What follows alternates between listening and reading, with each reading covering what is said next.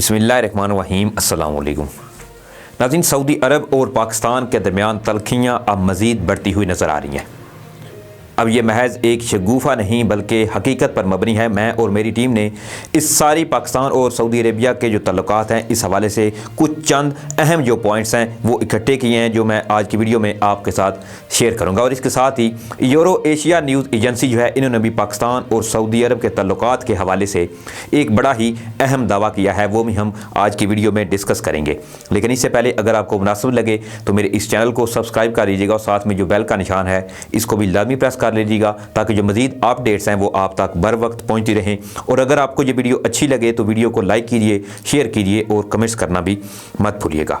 नाज़रीन, इस वीडियो में मैं बड़े ही 3 अहम पॉइंट जो हैं वो आपके सामने रखूँगा।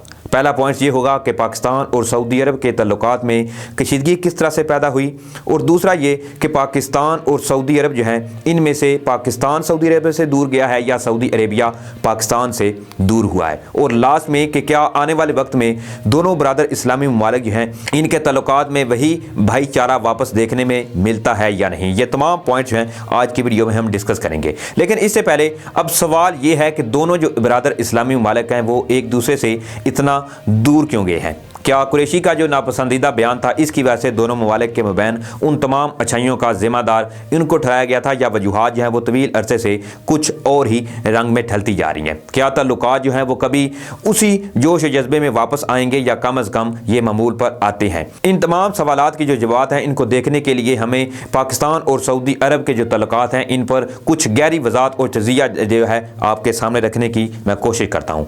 नाज़रीन, सऊदी अरब और पाकिस्तान जो है वो दो तारीखी तौर पर मुसलमान बरादराना ममालिक हैं। मज़ीद अहम बात यह भी है कि सऊदी अरब ने पाकिस्तानी जोरी हथियारों के प्रोग्राम और इसके मजमूई दिफाई शोबे में मालियात की एक बड़ी सरमायाकारी की है। सऊदी अरेबिया का इरादा था कि वो ईरान और दीगर तमाम खतरात को पाकिस्तानी जोरी हथियारों और इसके रवायती दिफाई साजो सामान के साथ इनसे मुकाबला करेगा। अब सवाल ये है कि सऊदी अरेबिया दुनिया की एक मजबूत फ़ौज के साथ एटमी पाकिस्तान से इतना दूर क्यों चला गया है? इस सवाल के जवाब के लिए हमें सऊदी अरेबिया को जोरी हथियारों की अहमियत जो है इसका अंदाज़ा भी करना होगा। नाज़रीन, दर हकीकत सऊदी अरेबिया के मफादात को जो ऑलरेडी लाहक खतरात थे वो अभी तक ख़त्म नहीं हुए हैं, लेकिन सऊदी अरेबिया जो है वो आज इस नतीजे पर पहुंच चुका है कि पाकिस्तान से ताल्लुकात ख़राब करने तक आ चुका है। लेकिन इसको चूँकि एटमी हथियारों की अब मज़ीद ज़रूरत भी नहीं है। नाज़रीन, सुन्नी सऊदी अरेबिया को मशरिक़ वुस्ता में ख़ास तौर पर अरब स्प्रिंग के बाद शिया ईरान की प्रॉक्सियों का मुकाबला करना पड़ा। ME वार में हकीकत के तौर पर एक स्ट्रीट वार थी, यानी दो मुस्लिम फ़िरका वाराना ग्रोहों के प्रॉक्सियों के मबैन लड़ी गई। इस स्ट्रीट वार में आपके दोस्त और दुश्मन एक साथ रहते हैं, लिहाजा इस इंतहाई पेचीदा सूरत हाल में कलाशनकोव G3 और AK-47 जैसे हल्के हथियारों, फ़िज़ाइया, तोप खाने और किसी भी दीगर भारी मशीनी नुमा हथियारों से ज़्यादा मुअस्सर हथियार हैं, और जोरी हथियारों के बारे में आप कुछ नहीं कहते हैं।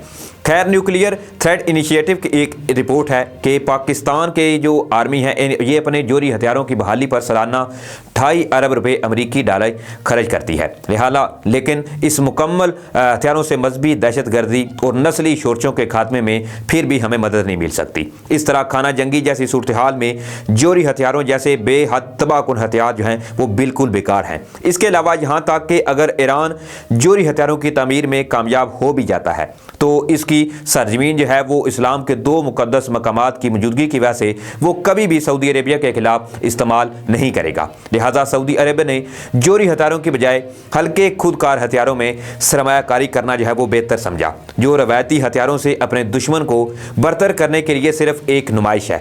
मजीद बराह जब हल्के खुद हथियार जो हैं और सिक्योरिटी के डिजिटलाइजेशन की बात आती है तो सऊदी अरेबिया को दीगर सुन्नी अरब रियासतों जैसा कि इसराइल के साथ मिले हैं तो इससे एक नया वसीला मिल गया। अगरचे शिया अक्सरीती आबादी वाले मुल्क बहरीन भी सुन्नी अरब बादशाहत की हिफाजत के लिए लगभग 30,000 पाकिस्तानी रिटायर्ड और ऑन ड्यूटी फौज के जवान जो हैं वो वहाँ पर तैनात हैं। लेकिन पाकिस्तान ने यमन में जंग में हिस्सा लेने की रियाद की दरख्वास्त से बिल्कुल इनकार कर दिया था। उससे पहले भी नाज़रीन सऊदी अरेबिया को शदीद सदमा पहुंचा था जब पाकिस्तानी जोरी साइंसदान डॉक्टर अब्दुल कदीर खान को ईरान को एटमी जानकारी और मादा बरामद करते हुए पाए गए थे। नीज़ सऊदी अरेबिया तुर्की के दोस्त पाकिस्तान پاکستان کو برداشت نہیں کر سکتا تھا، جو دونوں ممالک کے تعلقات میں آخری لیکن کم نہیں ہے۔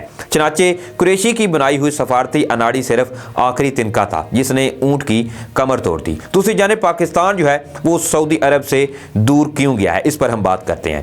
ناظرین، سیاسی اور سفارتی حمایت، رقم اور تیل کے لیے پاکستان کو سعودی عرب کی ضرورت تھی۔ جب پاکستان نے 1971 میں ٹوٹ پھوٹ کا خاتمہ کیا تھا تو یہ مسلم دنیا ہی تھی، خاص طور پر شاہ فیصل، جس نے پاکستان کو کھوئے ہوئے اخلاقیات اور اعتماد کو بحال کرنے میں مدد کی تھی۔ سعودی عربیہ نے 1974 میں پاکستان میں OIC سربراہی اجلاس کی میزبانی میں مدد اور سہولت بھی فراہم کی تھی۔ اس کے علاوہ سعودی عرب میں لاکھوں افراد میں پاکستان کو نقد فنڈ اور غیر ہنرمند پاکستانی مزدور جو ہیں وہ بھی درآمد کیے۔ پاکستان کو سعودی اور دوسرے مسلم ممالک سے وافر ترسیلات وصول کی گئیں، جنہیں خلیج بونانزا بھی کہا جاتا ہے۔ ناظرین، سعودی عرب نے پاکستان کو اپنا جوہری آپریٹس قائم کرنے اور اس کی ہموار کرنے میں مدد بھی کی۔ تاہم ناظرین، جو سعودی عربیہ آج ہے یہ پہلے پاکستان کے لیے ایسا نہیں ہوا کرتا تھا، کیونکہ سعودی عرب کی معیشت جو ہے وہ اتنی مضبوط نہیں ہے تھی جتنی کہ کچھ عرصہ یہ پہلے تھی۔ بشمول بن سلمان پاکستان کے لیے شاہ فیصل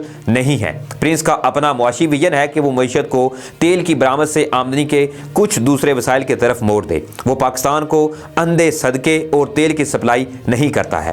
دوسری طرف پاکستان کو بالخصوص مسئلہ کشمیر اور بالترتیب CPEC کے ذریعے چین نے سیاسی اور سفارتی حمایت اور پیسہ بھی فراہم کیا ہے۔ چین اقوام متحدہ میں ویٹو پاور ہے، یہ سعودی سفارتی طور پر پاکستان سے زیادہ مدد کرتا ہے۔ اس کے ساتھ ہی دوسری طرف اگر ہم بات کریں کہ سعودی عرب کے اور پاکستان کے جو تعلقات ہیں وہ کشیدہ ہو چکے ہیں، تو کیا دونوں ممالک کے درمیان تعلقات مزید معمول پر آ سکتے ہیں آنے والے وقت میں یا نہیں؟ تو ناظرین، سعودی عرب کو اپنے حفاظتی مقاصد کے لیے پاکستان کی ضرورت تھی۔